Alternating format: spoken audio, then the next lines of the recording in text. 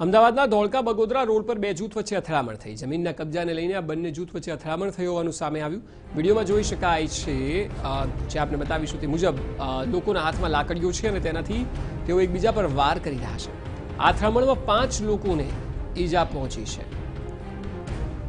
વધુ માહિતી આપી રહ્યા છે ટીવી9 સંવાદદાતા મિહિર સોની। મિહિર, જે દ્રશ્યોમાં દેખાય છે આ વધુ પ્રકાશ પાડો, વિગતો શું મળી રહી છે, આખરે કેમ આ સ્થિતિ સર્જાઈ અને કોણ છે આ લોકો?